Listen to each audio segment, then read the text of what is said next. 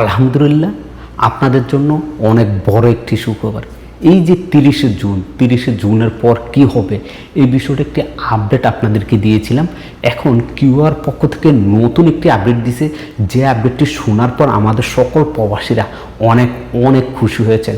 আশা করি আপনারা অনেক জায়গায় থেকে শুনেছেন, আমি বিস্তারিত আপনাদেরকে জানিয়ে দিব।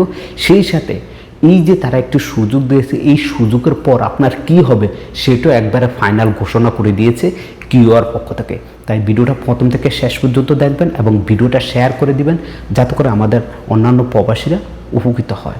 দেখেন, আগে যেটা ছিল, যেটা ঘোষণা দেওয়া হয়েছিল যে 30শে জুনের পর অর্থাৎ 1 তারিখ থেকে নতুন নিয়মটা কার্যকর হতে যাচ্ছে। যাদের ইকামার মেয়াদ 3 মাসের অধিক নাই, অর্থাৎ 3 মাস পার হয়ে গেছে, আপনার ইকামার মেয়াদ নাই, ওয়ার্ক পারমিট নেই, তাদের যে মালিকের কাছ থেকে তাদের সমস্ত তথ্য রিমুভ করে দিবে।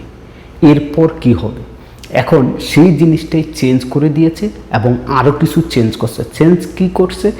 সরকারের পক্ষ থেকে কিউআর থেকে একেবারে ফাইনাল যে ঘোষণাটি এতদিন আমরা নিউজ থেকে শুনেছি, এখন কিউআর পক্ষ থেকে ফাইনাল ডিসিশন দিয়ে দিচ্ছে যে আগামী 31শে ডিসেম্বর পর্যন্ত আপনাদেরকে সুযোগ দেওয়া হয়েছে। আমি আবারও বলতেছি, আগামী 31শে ডিসেম্বর পর্যন্ত আপনাদেরকে সুযোগ দেওয়া হয়েছে এবং এই যে 31শে ডিসেম্বর পর্যন্ত সুযোগটা আছে, আগামী 2027 সালের জানুয়ারি মাসের 1 তারিখ থেকে এই আইনটা কার্যকর হবে, যেখানে একটু সংশোধন করে আরও বাড়িয়ে দিয়ে ডেডলাইন অনুযায়ী বলা হয়েছে যে সমস্ত কর্মীর 1 বছর অর্থাৎ 12 মাস ইকামার মেয়াদ এক্সপায়ার থাকবে, শুধুমাত্র তাদেরকেই তাদের মালিকের থেকে অর্থাৎ তার মালিকের সিস্টেম থেকে কিউআর থেকে আপনার সকল তথ্যগুলো রিমুভ করে দিবে। এই যে 12 মাস সময় দিয়েছে, যেটা এতদিন যাবৎ আমরা আপনাদেরকে বলেছিলাম মাত্র 3 মাস সরকারের পক্ষ থেকে ঘোষণা ছিল, সেটাই চেঞ্জ করে এখন 12 মাস করা হয়েছে।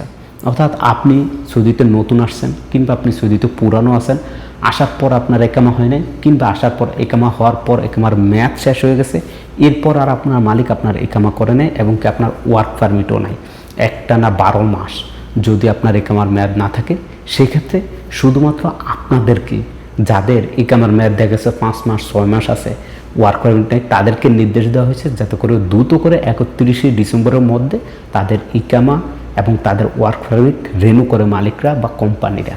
কিন্তু যাদের 1 বছর অর্থাৎ 12 মাসের অধিক হয়ে গেছে, সেই সকলেরই তাদের মালিকের সিস্টেম বা কোম্পানির সিস্টেম থেকে সকল তথ্য মুছে দেওয়া হবে।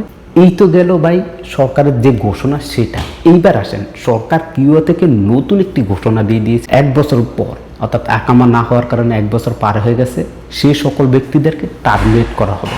আর টার্মিনেট করলে 60 দিন সময় থাকবে।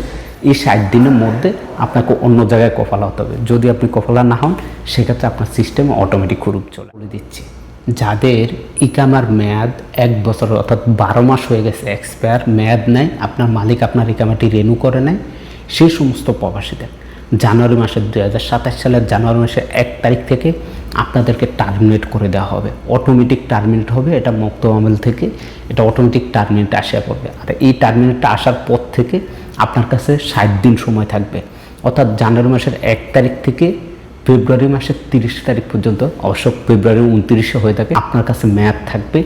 এই 60 দিন বা এই যেই হোক বা 1 তারিখ পর্যন্ত 60 দিন মেয়াদ থাকবে। এর মধ্যে আপনি হয় এক্সিট লাগিয়ে দেশে চলে যাবেন, নয়তো আপনি এই দেশে কোনো একজন ভালো মালিক দেখে, ভালো কোম্পানি দেখে আপনি সেখানে কফাল হয়ে যাবেন।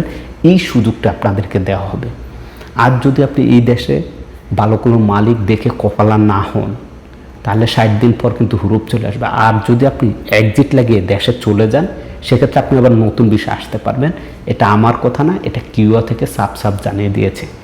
তো এখন প্রশ্ন হলো, আমাদের যে সকল প্রবাসীরা আছেন, যাদের 3 বছর 4 বছর 2 বছর 1 বছর কিন্তু একামার মেয়াদ এক্সপায়ার, এখন আপনাদেরও সুযোগ আছে এই 31শে ডিসেম্বরের মধ্যে আপনারা চাইলে অন্য জায়গায় কফাল হয়ে যেতে পারেন, বৈধ হতে পারেন।